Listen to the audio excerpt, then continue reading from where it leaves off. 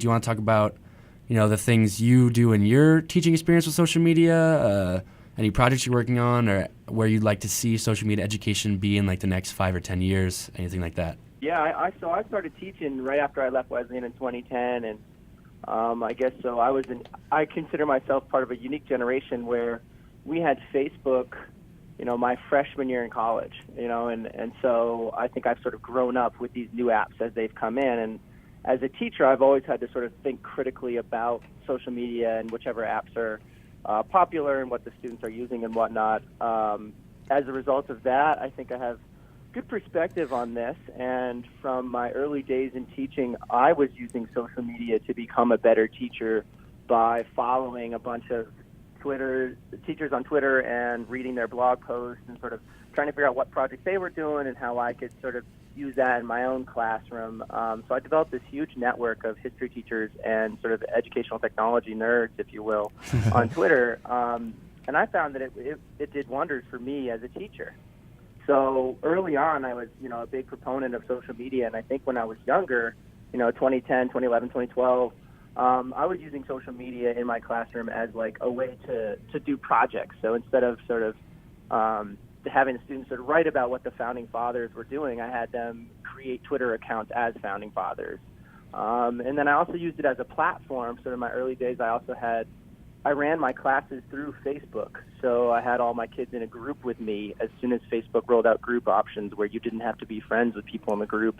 And I used to give them their homework there, and I used to have them answer questions and have discussions and stuff on Facebook. And so early on, I was really, into this. And since then, I think sort of my evolution in teaching with social media is I sort of have figured out that the exact same thing that made me a good teacher by learning from other teachers and sort of staying up to date with what's going on in education and in history education, that can be applied really, really widely to a number of different professions or interests. And so, more recently I've been writing about, speaking about, and I most recently created a website that you helped me with, Luke. I appreciate that. No problem. To try to help kids do exactly that, which is sort of pick something that they really like and develop their social media networks into networks where they can learn and get good at something that they're passionate about, whether that's like an extracurricular activity or academic enrichment or civic engagement. There's a number of different ways that our students can be using their social media to learn in the same way that I was using social media to become a good teacher.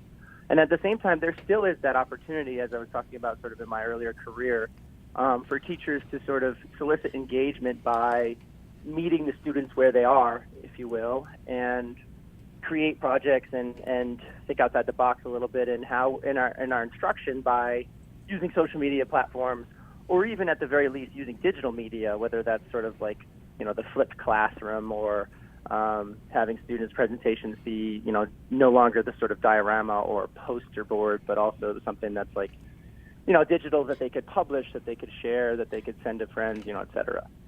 So that's sort of the positives, and that's sort of my evolution from when I became a teacher to where I am now. And I think the sort of the second half of it is the negatives that come along with social media. Yeah, Are you guys investigating that at all? Yeah, we're actually tackling both of those sides, talking about the positivity and how you're able to spread a message and awareness about certain issues through social media, but also talking about it as something that can have a negative impact, on, first of all, and we're talking about a classroom setting, we're talking about a distraction and something that students become completely preoccupied with.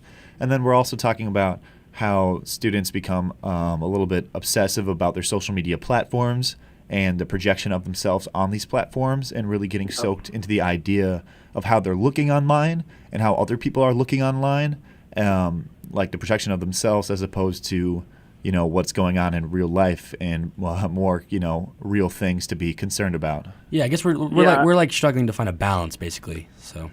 Well, absolutely. And I'll tell you, for all the positives that I was just talking about and all the things I really love about it, the negatives are equally as formidable. So, for example, I'll tell you, with my perspective as a teacher, I'm sure you probably got this from your other interviews as well, but my students, I teach at in an affluent suburb of D.C., and at a private school, which costs a bunch of money to go to. And in this scenario, in this school setting, my students are addicted to social media. And I don't use that word lightly. I really mean that. The amount of, like, let me give you a few examples to try to articulate that. One is, if you were to walk into the cafeteria at my school, the way that the students reserve what seat they're going to sit at is by putting down their iPhone, right? So they get their food and they come back, and what's sitting in front of them but their iPhone? So if you then were to walk, the aisle of the cafeteria, you'd see at every table there's a number of kids who are scrolling through their phone, looking at their phone, whatever, while they're eating lunch, right? So that's one example, right? And that just shows you that they, my point being that they cannot put it down, even in free time when they're sitting with their friends and should be associating with their friends. Now, the other side of this is in the classroom, and for my students, even if I told them, put your cell phones away, which I do, what happens is over the course of this class, it goes from the phones are put away, they're in backpacks, they're in pockets, to all of a sudden they start appearing on the table. Or on their desks, right? Yeah. So the only way to fight that is to collect them all at the beginning and end of class, which is a huge hassle on teachers, but something that teachers view as worth doing because of how frequently these kids want to pick up and check their phone and, fire off a text or whatever. But, we're fighting a losing battle because the kids can still text from their computer. They can still be in a Skype group chat on their computer. They can still be on their Facebook on their computer, right? So we're fighting, and I'm in a one-to-one school, so all of them have computers. So it's a real challenge for teachers, and the sheer volume of, information that these kids are sharing, whether it's posting or exchanging text messages or whatever, is unbelievable.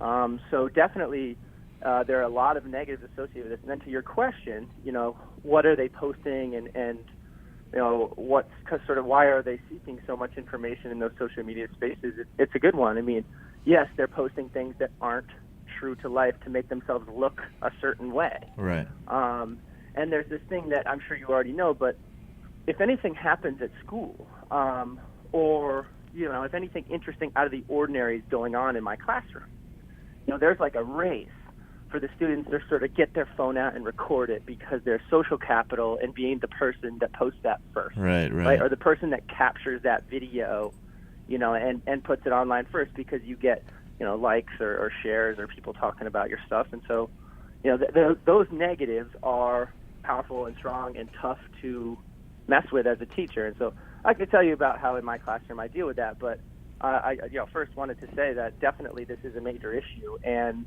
when I talk about all the positives about social media and how it can contribute to learning, these negatives obviously make that harder. Right. I do have ways to address that, but yeah, it's real, and these poor teenagers, they're so young, and they're so, they have so many more years before emotional maturity that the allure of what's going on social media is ridiculous, and it forces them to spend a lot of time in there, and it's not always times for learning. And this is, this is new. Like you said, you're part of a unique generation, seeing the come up with Facebook your freshman year in college. And I'd argue that me and Luke also are in a unique situation where we didn't grow up with iPhones, and this is you as well. We see them when they first come out to stores, and the generations of new iPhones coming out, and people soon enough, everyone having an iPhone. And this is like an emerging field that's going to need more research. Like, what is the effect of these phones on people's psychological health, self-perception, as well as just how much they're distracting. There's a lot of things we need to talk about that are a consequence of this emerging technology. Absolutely. I think if, as someone who's interested in this stuff, that keeps up with this stuff, is, the studies that I see are all that this stuff is overwhelmingly negative. Yeah. Every study that tries to study happiness on Facebook comes up with the same conclusion, that we're definitely not happier on Facebook. Right. And any study that tries to talk about social relationships between people says that if there's a phone present, even if there's just one present, it detracts from the interaction that the people have. So I'm sure you probably know this study, but they did this. I don't know where, I could look this up for you, but some group did this study where they brought two people into a room and they had a conversation, and the independent variable was either there was a notebook on the table in the room or there was a cell phone on the table in the room. And all of the groups that were in that room having that conversation with the cell phone, rated their conversation as worse, and said they were less likely to want to talk to that person again, and didn't have as much fun or Wow. as good of a conversation. So even though that cell phone didn't belong to either person, and it wasn't recording or anything, just that object messed with our interactions. And the same thing is true for every study that studies, like, a lot of studies have done recently about like partners and people in a relationship who talk about how frequently like their partner will pick up his or her phone and interrupt a conversation that they're having, and the numbers are high. Yeah. And then of course, for the couples that have, or partners that have those issues, they rank their relationships as having more conflict or being less satisfying or something like that. Right. So yeah, the studies out there are all saying that this is negative, and Yeah. and yet that hasn't changed behavior. Yeah, I got to tell you, since I've gotten to college, this is something that has totally preoccupied me, and I've really thought a lot about, and something that is so like monumental that you can't really ignore it. I'm actually getting a flip phone over the summer just to experiment what it's like to be away from an iPhone. He's going all out. I'm going all out. And as you're talking, this it kind of hit me that we're being presented with so much research that indicates there's negative consequences of this. And I was starting to think, well, what is the best way to integrate this into a curriculum in a school, and what is the best way to educate students about how to use their phones properly, and what it might look like to have an unhealthy relationship with your phone and that kind of thing. And I was thinking, this is starting to sound like the way we talk about drug and alcohol awareness, and we have like drug and alcohol weeks in school talking about addiction. Maybe it's going to look something kind of like that with phone awareness and the addiction people have to their phones, and just trying to figure out the best way to communicate with students, because sometimes I think when they're hearing it from older people and they're hearing it from their teachers, it's so easy for them to just brush it off and be like, oh, this is so annoying. Much like when there's drug and alcohol week awareness week in my school, a lot of people just kind of dismiss it and try to ignore it and say it's dumb and like all these things. So trying to find the right way to talk about it in a classroom setting, I think, is something we're trying to integrate into this school we're creating hypothetically, and the one problem that we might encounter. I totally agree, and I'm with you 100% on that. In that it needs to be a separate class, but also something that each teacher is aware of, has some professional development on, and is willing to sort of lean in and teach. Mm-hmm. So I think your example of sex ed or drug and alcohol stuff, I think absolutely that would be a place in the curriculum to do something like this. And so I think a lot of schools are doing, the schools that are close are schools that are doing sort of info lit classes, or basically like the libraries, I guess, are ways to implement some of this instruction. Yeah. I think information. My school has a title, information specialist, that they just created for this coming school year. That I think that would be the role of this person. But how much class time does that person really have? Which is not much. Right. And then to your point about drug and alcohol stuff, like, yeah, I mean, if you look at those numbers again, if this is a passion of yours, like, go out and look at those numbers, they're down. So the kids who are smoking marijuana, for example, is down like 3%, and right. Drinking has been down as well, and as well as sex. So our teenagers are doing that a lot less. Interesting. And I think that the jury is still out on this, but I'm on the opinion that this is a result of cell phones. Okay. And screen addiction. So yeah, I think that is a good reason to say we should get involved in this. We should talk about this. And then let me just tell you my experience practically on the ground level, which is my school, and I think the schools that I've been at, and I think most schools, if not all, are reactive when it comes to stuff happening on social media instead of proactive. Oh, yeah. So, we wait until some kid has posted something really stupid to have a conversation about social media, right? And we waited until... So, and here's the other thing that happens to us. If there's ever some controversy in the school, what has happened is the kids have gone to their social media networks, and specifically sort of their private Twitters and stuff like that, where they can sort of... They're just talking to their loyal friends or best friends, and then they have essentially already created their thoughts on something and already expressed their opinions on something with, supportive friends, and before they even get to school. Huh. So we almost never have adults present for complex, controversial conversations because, again, we're reacting to this rather than being proactive about this. So eventually something will come out that some kid said something really stupid. And then we'll go, hey, don't say something stupid. And that's usually at like a macro level, some like dean of students or headmasters that comes out and says, you shouldn't be posting like this. You shouldn't be doing that. We sort of wag our finger in a reactive manner. And then that's that, case closed. So in our classrooms, we're not having conversations about this. And it takes a ton of, it takes a special kid to be one that would sort of stand up for this stuff as it's going on in these social media spaces, which doesn't happen enough either. So, and usually when it does, it's a kid says, okay, this was over the line, and we usually sort of get that kid, whoever did that over the line thing, in trouble, and then move on.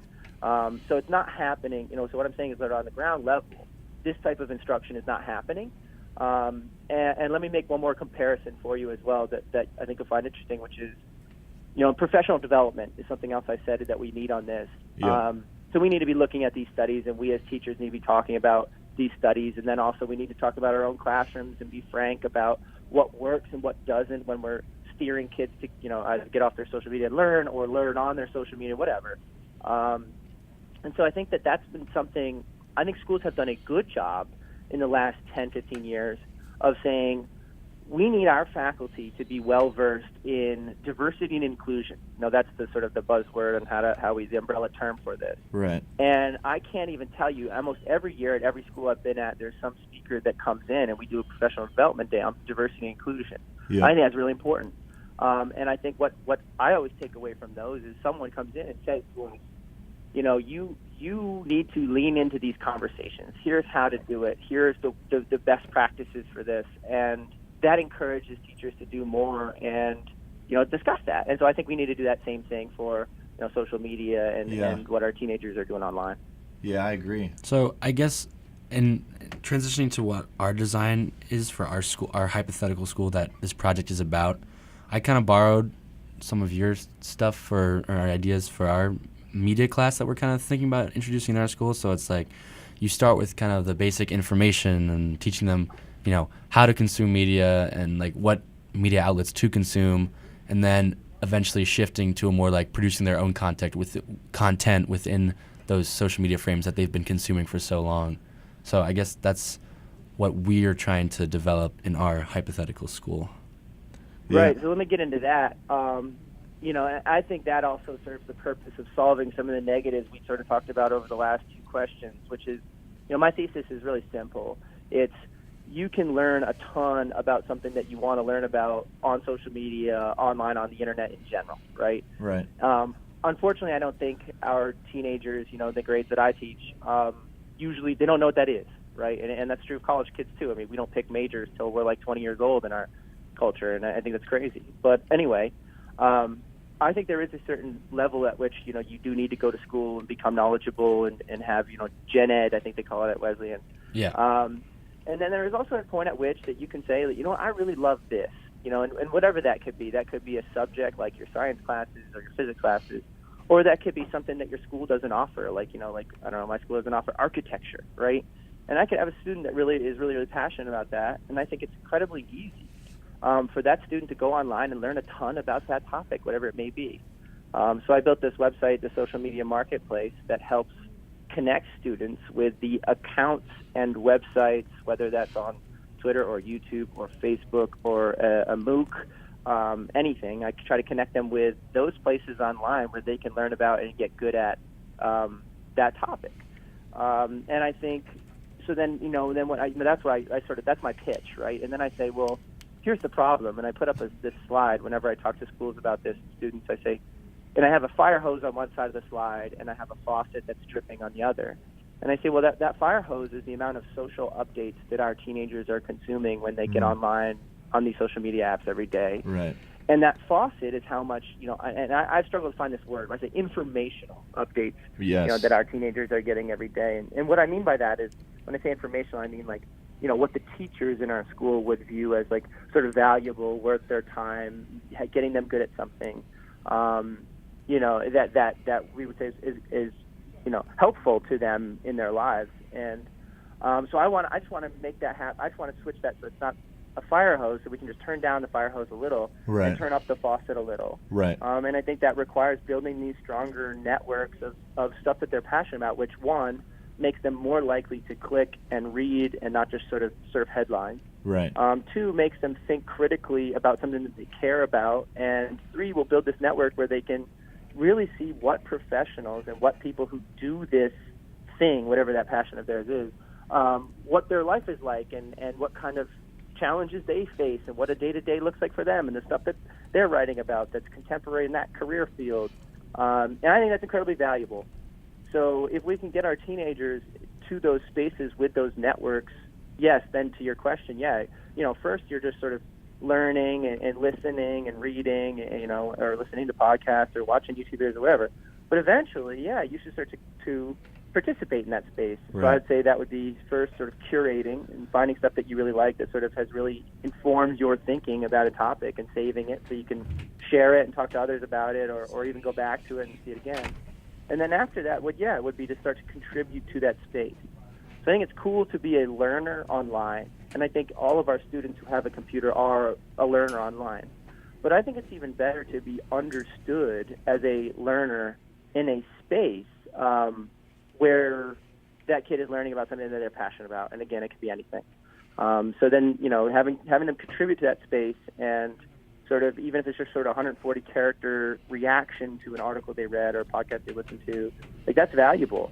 And so then as they sort of become understood as a learner in that network and in that space, they will be light years ahead of anyone else who's getting out of college without having done that, who might have had a few courses, 3, 5, 10 courses in that subject, but aren't consuming it on a daily basis and aren't finding it, seeking it out, thinking critically about it, finding other people who are thinking critically about it and discussing it.